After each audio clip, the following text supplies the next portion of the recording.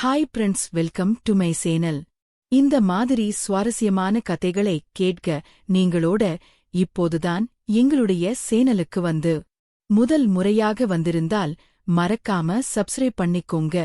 பக்கத்துல இருக்கிற bell ஐகானையும் click பண்ணிக்கோங்க. இன்றைக்கு நாம் பார்க்க போகும் கதை மீனாட்சி என்ற பெண்ணின் வாழ்க்கை. அவருக்கு வயசு ஒரு கோடீஸ்வரன் வீட்டு மனைவின்னு கூட சொல்லலாம். ஏன்னா அவருடைய கணவர் ஒரு பெரிய பிசினஸ்மேன். அவங்களுடைய வீடு ஒரு பங்களா மாதிரி. அது மட்டுமே இல்லாம அவங்களுக்கு ஒரு ஜவுளி கடை, ஒரு பாத்திரக்கடை என்றே 3 கடைகள் இருந்தன. மீனாட்சிக்கு ஒரு ஆண் பிள்ளை, ஒரு பெண் பிள்ளை, 2 குழந்தைகள். அவர்களை நல்ல முறையில் படிக்க வைத்து பெண்ணை ஒரு நல்ல இடத்திலும் பையனை ஒரு நல்ல பொண்ணு பார்த்தும் கல்யாணம் செய்து வைத்திருந்தார். ஆனால் 2 வருஷத்துக்கு முன்னால் மீனாட்சியின் கணவர் ஒரு விபத்தில் இறந்து போனார். அதற்குப் பிறகு மீனாட்சியின் வாழ்க்கை ஒரு நரகமாக மாறத் தொடங்கியது. கணவர் இறந்ததும் அவர் பேரில் இருந்த சொத்துக்கள் எல்லாம் பையனின் பெயருக்கு மாற்றப்பட்டுவிட்டன. மீனாட்சி பெயரில் இருந்த சில சொத்துக்கள் மட்டுமே மிச்சம். ஆனால் மருமகளும் பையனும் சேர்ந்து அந்த சொத்துக்களையும் எப்படியாவது எழுதி வாங்கிடணும் என்று திட்டமிட்டார்கள். பையனுக்கு கடன் தொல்லை அதிகமாக இருந்ததாக சொல்லி அடிக்கடி மீனாட்சியிடம், எப்போம்மா இந்த சொத்தை எங்களுக்கு எழுதி கொடுப்பீங்க என்று கேட்டுக்கொண்டே இருந்தான். ஒருநாள் மீனாட்சி சொன்னாங்க, டா, உங்கப்பா எவ்வளவு கஷ்டப்பட்டு இதையெல்லாம் சம்பாதிச்சாரு. நீ ஒரு நொடியில வித்து கடனே அடிக்கலான்னு பார்க்கிறியே. அதற்கு பையன், எனக்கு இப்ப இதெல்லாம் வேண்டாமா, நீ இப்ப எழுதி தர முடியுமா? முடியாதான்னு மட்டும் சொல்லு என்றான். மீனாட்சி மறுத்துப் பேசினாங்க. இல்லடா, என்னால முடியாது. இது எனக்கு கடைசி காலத்துக்கு இருக்கிறது. இப்ப பிள்ளைகளே சொத்து இருந்தாதானே பெத்தவங்களே பார்க்கிறாங்க. நான் எப்படி எழுதி கொடுப்பேன்? இதற்கு பிறகு மீனாட்சிக்கு வீட்டில் சாப்பாடு கூட கிடைக்க மறுத்தது. மருமகள், உனக்கு என்ன நல்லாதானு இருக்கு, போய் வேலைக்கு போகலாம் இல்லை என்று குத்தி காட்டினாள். கடைசியில மீனாட்சி ஒரே ஒரு சேலையும் ஒரு சிறிய பையன் மட்டும் எடுத்துக்கொண்டு அந்த வீட்டை விட்டு வெளியே வந்துட்டாங்க. அதுக்கு பிறகு மீனாட்சி கோயம்புத்தூர்ல ஒரு வீட்டில் வேலைக்காரியா சேர்ந்தாங்க. அங்கு நல்லா சமைத்து போட்டு அவங்களுக்கு சம்பளம்னு ரூபாய் கிடைக்கும். அந்த வீட்டிலேயே தங்கி 2 வருஷம் வேலை செய்தாங்க. ஆனால் அந்த குடும்பத்தினர் பெங்களூருக்கு மாற்றலாகிவிட்டதால மீனாட்சிக்கு மறுபடியும் வேலை இல்லாமல் போய்விட்டது. அப்போதுதான் ஒரு டாக்டர் வீட்டில 2 வாரத்துக்கு குழந்தைகளை பார்த்துக்கொள்ள ஒரு வேலை கிடைத்தது. அந்த டாக்டர் ஒரு மீட்டிங் காரணமாக ஒரு வாரம் வெளியூர் போக வேண்டி இருந்தது. அந்த டாக்டருக்கு ஒரு ஃபேலி டாக்டர் இருந்தார். அவருடைய பெயர் பார்த்திபன். பார்த்திபனின் மனைவி பெயர் ரேவதி. ரேவதிக்கு உடம்பு சரியில்லாமல் கை கால்கள் இழுத்து பிடித்துக் கொண்டிருந்தன. அவளால் சமைக்க கூட முடியாத நிலை. அப்போது பார்த்திபன் அந்த டாக்டரிடம், உங்களுக்கு யாராவது சமைக்க தெரிஞ்சா சொல்லுங்க என்று கேட்டுக்கொண்டார். அந்த டாக்டர், எங்க வீட்ல ஒரு வேலைக்காரி இருக்காங்க, அவங்களுக்கு இப்ப வேலை இல்லே, நான் அனுப்பி வைக்கட்டுமா என்று கேட்டார். பார்த்திபனும் சம்மதித்தார். இப்படித்தான் மீனாட்சி பார்த்திபன் மற்றும் ரேவதியின் வீட்டுக்கு வந்தாங்க. முதல் நாளே மீனாட்சி வீட்டுக்கு வந்ததும் ரேவதி கேட்டாங்க, உங்க பேர் என்ன, உங்க வீட்டு பின்னணி என்ன? அதற்கு மீனாட்சி, என் பேரு மீனாட்சி, என் கணவர் இறந்துட்டாரு, எனக்கு பிள்ளைகள் கிடையாது, வயிற்று பிழைப்புக்காக வீட்டு வேலை செய்துதான் என்னுடைய செலவுகளே பார்த்திக்கிறேன். நீங்க சம்பளம் கொஞ்சம் குறைவா கொடுத்தாலும் பரவாயில்லை, ஆனா எனக்கு தங்குறதுக்கு இடம் கொடுங்க அப்படின்னு சொன்னாங்க. ரேவதி கொஞ்சம் யோசிச்சு, இது ஒரு சின்ன வீடு, ஒரு ஸ்டோரேஜ் ரூம் இருக்கு, அதில் படுத்துக்குவீங்களா என்று கேட்டாங்க. மீனாட்சி சொன்னாங்க, எனக்கு அவ்வளவு பெரிய இடமெல்லாம் தேவையில்லை, சமையல் கட்டில் ஒரு ஓரத்தில் ஒரு துண்டு விரிச்சு போட்டால் போதும், அதிலேயே நான் படுத்துக்கிறேன். ரேவதிக்கு மீனாட்சியின் எளிமையும் நேர்மையும் பிடித்திருந்தது. தனலச முதல் நாள் சமையல்ல ஒரு சின்ன தவறு நடந்துருச்சு. மீனாட்சி எதையோ நினைச்சுக்கிட்டு சமைத்ததால குழம்பு கொஞ்சம் கரிந்திருச்சது. ரேவதி கொஞ்சம் கோபப்பட்டு, இப்படித்தான் சமைப்பீங்களா அப்படின்னு கேட்டாங்க. மீனாட்சி உடனே, மன்னிச்சிருங்கம்மா, எனக்கு ஒரு வாய்ப்பு கொடுங்க, நான் சரியா சமைச்சு காட்டுறேன். இங்க 2 நாள் சம்பளத்தே வச்சுக்கங்க அப்படின்னு கெஞ்சினாங்க. ரேவதிக்கு மனசு கசிந்தது. மறுபடியும் சமைக்க சொன்னாங்க. இந்த முறை மீனாட்சி நல்லா சமைச்சாங்க. ரேவதியும் பார்த்திபனும் ரொம்ப பிடித்து சாப்பிட்டாங்க. சாப்பாடு ரொம்ப அருமையா இருக்கு என்று பாராட்டினாங்க. நாட்கள் சென்றன. மீனாட்சி நாளும் காலையில் எழுந்து குளிச்சிட்டு சாமிக்கு பூஜை போட்டு அப்புறம்தான் சமையலை தொடங்குவாங்க. அவங்களின் சுத்தமும் நேர்மையும் ஒழுங்கும் பார்த்திபனுக்கும் ரேவதிக்கும் ரொம்பவே பிடித்திருந்தது. ஒருநாள் பார்த்திபனுடைய நண்பர்கள் வீட்டுக்கு வந்தார்கள். அவர்களுக்காக மீனாட்சி பாயாசமும் காரவடையும் செய்து கொடுத்தாங்க. நண்பர்கள் எல்லாம் வந்து ரொம்ப ரசிச்சு சாப்பிட்டு, இவ்வளவு நல்லா சமைக்கிறவங்க இப்ப கிடைக்குது, ரொம்ப கஷ்டம் அப்படின்னு பாராட்டுனாங்க மீனாட்சியே பார்த்து. இவங்களுக்கு வயசு இருக்குமான்னு கூட தெரியலையே, ஒத்து நடச்சு மாதிரிதான் இருக்கு அப்படின்னும் சொல்லி சிரிச்சாங்க. இப்படி இருக்கும்போது ஒருநாள் மீனாட்சி அவரிடம், நாளைக்கு ஒரு நாள் மட்டும் எனக்கு லீவ் கொடுங்கம்மா, காலையிலேயே எல்லா வேலையும் முடிச்சிட்டு போயிடுறேன், நான் வர்றதுக்கு 3 மணி நேரம் ஆகும் என்று சொன்னாங்க. ரேவதியும் பார்த்திபனும் கேட்கலையே. ஒன்னும் சொல்லாமல் லீவு கொடுத்துட்டாங்க. மீனாட்சி போயிட்டு வந்ததும் அவங்க முகத்தில் சோகம் தெரிந்தது. யோசனையாக இருந்தாங்க. பேசினால் கூட ஆமா இல்லை என்று ஒரே வார்த்தையில் பதில் சொல்லிட்டு போயிட்டாங்க. பார்த்திபனுக்கும் ரேவதிக்கும் சந்தேகம் வந்தது. சில நாட்கள் கழித்து மீனாட்சியின் வீட்டுக்கு ஒரு இளைஞர் வந்து நின்றார். வயது போத்து இருக்கும். அவர்தான் மீனாட்சியின் மகன். மீனாட்சி அவரை பார்த்ததும், நீ எதுக்கு இங்க வந்த? என்னை இப்பத்தான் வீட்டை விட்டு துரத்தினியே, நான் உனக்கு எல்லா சொத்துக்கும் கையெழுத்து போட்டு கொடுத்துட்டேனே, இப்ப எதுக்கு வந்த என்று கோபமாக கேட்டாங்க. மகன் அதுக்கான பணம் இதோ கொடுக்கிறேன் என்று ஒரு பையை நீட்டினான். மீனாட்சி, எனக்கு இந்த பணம் வேண்டாம். இந்த பணத்துக்காகத்தான் நீயும் உன் மனைவியும் என்னை வீட்டை விட்டு துரத்துனீங்க. என் கணவர் சம்பாதிச்சது, அதை நீ புடுங்கிட்டே இப்ப வந்து இந்த பணத்தை எனக்கு கொடுக்கறியா? அதை நீயே வச்சுக்கோ என்று சொல்லிட்டு என் உயிரோடு இருக்கிறவரே நான் எப்படியோ சாப்பிட்டுக்கிறேன். நான் செத்தாலும் என் முகத்துக்கு வந்து பார்க்க வேண்டாம். நீங்க அந்த காசை வச்சுக்கிட்டு சந்தோஷமா இருங்க என்று சொல்லிவிட்டு கதவை சாத்திவிட்டாங்க. இதையெல்லாம் பார்த்து நின்ற பார்த்திபனும் ரேவதியும் மீனாட்சியிடம் கேட்டாங்க, என்னம்மா இது? நீங்க ஒரு பணக்கார வீட்டு பொண்ணா, எங்களிடம் ஏன் பொய் சொன்னீங்க? அப்போதுதான் மீனாட்சி உண்மையை சொன்னாங்க. ஆமா அம்மா, நான் ஒரு கோடீஸ்வரனின் மனைவிதான். என் கணவர் இறந்த பிறகு என் பிள்ளைகளும் மருமகளும் சேர்ந்து எல்லா சொத்தையும் பிடுங்கிட்டாங்க. இந்தாள் நாயர்னா அவங்களுக்கு எழுதி கொடுக்க மாட்டேன்னு சொன்னதுக்கு என்னை வீட்டை விட்டு துரத்திட்டாங்க. என்னோட பேரில் இருந்த கொஞ்ச சொத்தை கூட சமீபத்தில நானே போய் கையெழுத்து போட்டு கொடுத்துட்டேன். எனக்கு இப்ப ஒண்ணுமே இல்லை, நீங்கதான் என் ஆதரவு என்று கண்ணீர் விட்டாங்க. இதைக் கேட்டதும் ரேவதிக்கு கொஞ்சமும் பரிதாபமாக இருந்தது. அவங்கள தேற்றினாங்க. கவலைப்படாதீங்கம்மா, நீங்க இனி எங்கள் வீட்ல வேலைக்காரி மாதிரி அல்ல, எங்கள் குடும்பத்தின் ஒரு அங்கமாக இருங்க என்று சொன்னாங்க. அப்போது இருந்து ரேவதியும் பார்த்திபனும் மீனாட்சிக்கு மாதச்சம்பளத்திலிருந்து 10,000 உயர்த்திக் கொடுக்க முடிவு செய்தாங்க. மேலும் வாரத்துக்கு ஒரு நாள் லீவும் கொஞ்சம் சுதந்திரமாக போய் வரவும் சொன்னாங்க. ஆனால் மீனாட்சி சொன்னாங்க, எனக்கு லீவு தேவையில்லைமா, உங்களுக்கு நல்லபடியாக கை குணமான பிறகுதான் நான் சந்தோஷமாக கோயிலுக்கு போய் வேண்டிக் கொள்வேன். நீங்க குணமாகணும்னுதான் நான் கடவுளிடம் வேண்டேன். மீனாட்சியின் இந்த அன்பும் நேர்மையும் பார்த்திபன் மற்றும் ரேவதியின் மனதை நெகிழச் செய்தது.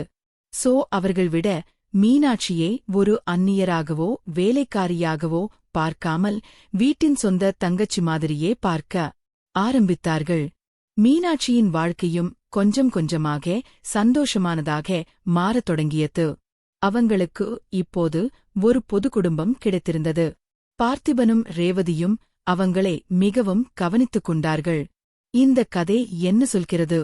பிஞ்சு குழந்தைகளை நாம் அன்புடனும் நேர்மையுடனும் வளர்க்காவிட்டால் அவர்கள் பெரியவர்களானதும் சொத்துக்காக நம்மையே துரத்திவிடும் அளவுக்கு மாறிவிடுவார்கள். ஆனால் அன்பும் கருணையும் உள்ள மனிதர்கள், அது பிள்ளைகளாக இருந்தாலும் சரி அந்நியர்களாக இருந்தாலும் சரி, நம்மை தேடி வந்து ஆதரிப்பார்கள். மீனாட்சிக்கு அந்த ஆதரவு பார்த்திபன் மற்றும் ரேவதி மூலமாக கிடைத்தது. இந்த கதை உங்களுக்கு பிடித்திருந்தால் லைக் பண்ணுங்க, ஷேர் பண்ணுங்க. உங்க கருத்துக்களை கீழே உள்ள கமெண்ட் பாக்ஸில் பதிவிடுங்கள். தேங்க்யூ ஃபார் வாட்சிங். Hi friends, welcome to my channel. Once இந்த மாதிரி சுவாரஸ்யமான கதைகளை கேட்க நீங்கள் இப்போதுதான் எங்களுடைய சேனலுக்கு முதல் முறையாக வந்திருந்தால் மறக்காம சப்ஸ்கிரைப் பண்ணிக்கோங்க. பக்கத்துல இருக்கிற பெல் ஐகானையும் கிளிக் பண்ணிக்கோங்க. இன்றைக்கு நாம் பார்க்க போகும் கதை மீனாட்சி என்ற பெண்ணின் வாழ்க்கை. அவருக்கு வயது ஒரு கோடீஸ்வரன் வீட்டு மனைவின்னு கூட சொல்லலாம். ஏன்னா அவருடைய கணவர் ஒரு பெரிய பிசினஸ்மேன். அவங்களுடைய வீடு ஒரு பங்களா மாதிரி. அது மட்டுமில்லாம அவங்களுக்கு ஒரு ஜவுளி கடை, ஒரு பாத்திரக்கடை என்றே 3 கடைகள் இருந்தன. மீனாட்சிக்கு ஒரு ஆண் பிள்ளை, ஒரு பெண் பிள்ளை, 2 குழந்தைகள். அவர்களை நல்ல முறையில் படிக்க வைத்து பெண்ணை ஒரு நல்ல இடத்திலும் பையனை ஒரு நல்ல பொண்ணு பார்த்தும் கல்யாணம் செய்து வைத்திருந்தார். ஆனால் 2 வருஷத்துக்கு முன்னால் மீனாட்சியின் கணவர் ஒரு விபத்தில் இறந்து போனார். அதற்குப் பிறகு மீனாட்சியின் வாழ்க்கை ஒரு நரகமாக மாறத் தொடங்கியது. கணவர் இறந்ததும் அவர் பேரில் இருந்த சொத்துக்கள் எல்லாம் பையனின் பெயருக்கு மாற்றப்பட்டுவிட்டன. மீனாட்சி பெயரில் இருந்த சில சொத்துக்கள் மட்டுமே மிச்சம். ஆனால் மருமகளும் பையனும் சேர்ந்து அந்த சொத்துக்களையும் எப்படியாவது எழுதி வாங்கிடணும் என்று திட்டமிட்டார்கள். பையனுக்கு கடன் தொல்லை அதிகமாக இருந்ததாக சொல்லி அடிக்கடி மீனாட்சியிடம், எப்பமா இந்த சொத்தை எங்களுக்கு எழுதி கொடுப்பீங்க என்று கேட்டுக்கொண்டே இருந்தான். ஒருநாள் மீனாட்சி சொன்னாங்க, டா, உங்க அப்பா எவ்வளவு கஷ்டப்பட்டு இதையெல்லாம் சம்பாதிச்சாரு, நீ ஒரு நொடியில வித்து கடனை அடிக்கலான்னு பார்க்கிறியே, அதற்கு பையன் எனக்கு இப்ப இதெல்லாம் வேண்டாமா, நீ இப்ப எழுதித்தர முடியுமா முடியாதான்னு மட்டும் சொல்லு என்றான். மீனாட்சி மறுத்து பேசினாங்க. இல்லடா, என்னால முடியாது. இது எனக்கு கடைசி காலத்துக்கு இருக்கிறது. இப்ப பிள்ளைகளே சொத்து இருந்தாதானே பெத்தவங்களே பார்க்கிறாங்க. நான் எப்படி எழுதி கொடுப்பேன்? இதற்கு பிறகு மீனாட்சிக்கு வீட்டில் சாப்பாடு கூட கிடைக்க மறுத்தது. மருமகள், உனக்கு என்ன நல்லாதானே இருக்கு, போய் வேலைக்கு போகலாம் இல்லை என்று குத்தி காட்டினாள். கடைசியில மீனாட்சி ஒரே ஒரு சேலையும் ஒரு சிறிய பையன் மட்டும் எடுத்துக்கொண்டு அந்த வீட்டை விட்டு வெளியே வந்துட்டாங்க. அதுக்கு பிறகு மீனாட்சி கோயம்புத்தூர்ல ஒரு வீட்டில் வேலைக்காரியா சேர்ந்தாங்க. அங்கு நல்லா சமைத்து போட்டு அவங்களுக்கு சம்பளம்னு ரூபாய் கிடைக்கும். அந்த வீட்டிலேயே தங்கி 2 வருஷம் வேலை செய்தாங்க. ஆனால் அந்த குடும்பத்தினர் பெங்களூருக்கு மாற்றலாகிவிட்டதால மீனாட்சிக்கு மறுபடியும் வேலை இல்லாமல் போய்விட்டது. அப்போதுதான் ஒரு டாக்டர் வீட்டில 2 வாரத்துக்கு குழந்தைகளை பார்த்துக்கொள்ள ஒரு வேலை கிடைத்தது. அந்த டாக்டர் ஒரு மீட்டிங் காரணமாக 1 வாரம் வெளியூர் போக வேண்டி இருந்தது. அந்த டாக்டருக்கு ஒரு ஃபேமிலி டாக்டர் இருந்தார். அவருடைய பெயர் பார்த்திபன். பார்த்திபனின் மனைவி பெயர் ரேவதி. ரேவதிக்கு உடம்பு சரியில்லாமல் கை கால்கள் இழுத்து பிடித்துக் கொண்டிருந்தன. அவளால் சமைக்க கூட முடியாத நிலை அப்போது. பார்த்திபன் அந்த டாக்டரிடம், உங்களுக்கு யாராவது சமைக்க தெரிந்தவங்க தெரிஞ்சா சொல்லுங்க என்று கேட்டுக்கொண்டார். அந்த டாக்டர், எங்க வீட்டில ஒரு வேலைக்காரி இருக்காங்க, அவங்களுக்கு இப்ப வேலை இல்லை, நான் அனுப்பி வைக்கட்டுமா என்று கேட்டார். பார்த்திபனும் சம்மதித்தார். இப்படித்தான் மீனாட்சி பார்த்திபன் மற்றும் ரேவதியின் வீட்டுக்கு வந்தாங்க. முதல் நாளே மீனாட்சி வீட்டுக்கு வந்ததும் ரேவதி கேட்டாங்க, உங்க பேர் என்ன, உங்க வீட்டு பின்னணி என்ன? அதற்கு மீனாட்சி, என் பேரு மீனாட்சி, என் கணவர் இறந்துட்டாரு, எனக்கு பிள்ளைகள் கிடையாது, வயிற்று பிழைப்புக்காக வீட்டு வேலை செய்துதான் என்னுடைய செலவுகளை பார்த்துக்கிறேன். நீங்க சம்பளம் கொஞ்சம் குறைவா கொடுத்தாலும் பரவாயில்லை, ஆனா எனக்கு தங்குறதுக்கு இடம் கொடுங்க அப்படின்னு சொன்னாங்க. ரேவதி கொஞ்சம் யோசிச்சு, இது ஒரு சின்ன வீடு, ஒரு ஸ்டோரேஜ் ரூம் இருக்கு, அதில் படுத்துக்குவீங்களா என்று கேட்டாங்க. மீனாட்சி சொன்னாங்க, எனக்கு அவ்வளவு பெரிய இடமெல்லாம் தேவையில்லை, சமையல் கட்டில் ஒரு ஓரத்தில் ஒரு துண்டு விரிச்சு போட்டால் போதும், அதிலேயே நான் படுத்துக்கிறேன். ரேவதிக்கு மீனாட்சியின் எளிமையும் நேர்மையும் பிடித்திருந்தது. டனலஸ் முதல் நாள் சமையல்ல ஒரு சின்ன தவறு நடந்துருச்சு. மீனாட்சி எதையோ நினைச்சுக்கிட்டு சமைத்ததால குழம்பு கொஞ்சம் கரிந்துட்டது. ரேவதி கொஞ்சம் கோவப்பட்டு, இப்படித்தான் சமைப்பீங்களா அப்படின்னு கேட்டாங்க. மீனாட்சி உடனே, மன்னிச்சிருங்கம்மா, எனக்கு ஒரு வாய்ப்பு கொடுங்க, நான் சரியா சமைச்சு காட்டுறேன், இங்க 2 நாள் சம்பளத்தே வச்சுக்கங்க அப்படின்னு கெஞ்சினாங்க. ரேவதிக்கு மனசு கசிந்தது. மறுபடியும் சமைக்க சொன்னாங்க. இந்த முறை மீனாட்சி நல்லா சமைச்சாங்க. ரேவதியும் பார்த்திபனும் ரொம்ப பிடித்து சாப்பிட்டாங்க. சாப்பாடு ரொம்ப அருமையா இருக்கு என்று பாராட்டினாங்க. நாட்கள் சென்றன. மீனாட்சி நாளும் காலையில் எழுந்து குளிச்சிட்டு சாமிக்கு பூஜை போட்டு அப்புறம்தான் சமையலை தொடங்குவாங்க. அவங்களின் சுத்தமும் நேர்மையும் ஒழுங்கும் பார்த்திபனுக்கும் ரேவதிக்கும் ரொம்பவே பிடித்திருந்தது. ஒருநாள் பார்த்திபனுடைய நண்பர்கள் வீட்டுக்கு வந்தார்கள். அவர்களுக்காக மீனாட்சி பாயாசமும் காரவடையும் செய்து கொடுத்தாங்க. நண்பர்கள் எல்லாம் வந்து ரொம்ப ரசிச்சு சாப்பிட்டு, இவ்வளவு நல்லா சமைக்கிறவங்க இப்ப கிடைக்குது, ரொம்ப கஷ்டம் அப்படின்னு பாராட்டினாங்க. மீனாட்சியே பார்த்து, இவங்களுக்கு வயசு இருக்குமான்னு கூட தெரியலையே, உப்பு நுழைச்சி மாதிரிதான் இருக்கு அப்படின்னும் சொல்லி சிரிச்சாங்க. இப்படி இருக்கும்போது ஒருநாள் மீனாட்சி அவரிடம், நாளைக்கு ஒரு நாள் மட்டும் எனக்கு லீவ் கொடுங்கம்மா, காலையிலேயே எல்லா வேலையும் முடிச்சிட்டு போயிடுறேன், நான் வரதுக்கு 3 மணி நேரம் ஆகும் என்று சொன்னாங்க. ரேவதியும் பார்த்திபனும் கேட்கலையே. ஒன்னும் சொல்லாமல் லீவோ கொடுத்துட்டாங்க. மீனாட்சி போயிட்டு வந்ததும் அவங்க முகத்தில் சோகம் தெரிந்தது. யோசனையாக இருந்தாங்க. பேசினால் கூட ஆமா இல்லே என்று ஒரே வார்த்தையில் பதில் சொல்லிட்டு போயிட்டாங்க. பார்த்திபனுக்கும் ரேவதிக்கும் சந்தேகம் வந்தது. சில நாட்கள் கழித்து மீனாட்சியின் வீட்டுக்கு ஒரு இளைஞர் வந்து நின்றார். வயது 30 இருக்கும். அவர்தான் மீனாட்சியின் மகன். மீனாட்சி அவரை பார்த்ததும், நீ எதுக்கு இங்க வந்த? என்னே, இப்பத்தான் வீட்டை விட்டு துரத்தினியே, நான் உனக்கு எல்லா சொத்துக்கும் கையெழுத்து போட்டு கொடுத்துட்டேனே, இப்ப எதுக்கு வந்த என்று கோபமாக கேட்டாங்க. மகன் அதுக்கான பணம் இதோ கொடுக்கிறேன் என்று ஒரு பையை நீட்டினான். மீனாட்சி, எனக்கு இந்த பணம் வேண்டாம், இந்த பணத்துக்காகத்தான் நீயும் உன் மனைவியும் என்னை வீட்டை விட்டு துரத்துனீங்க.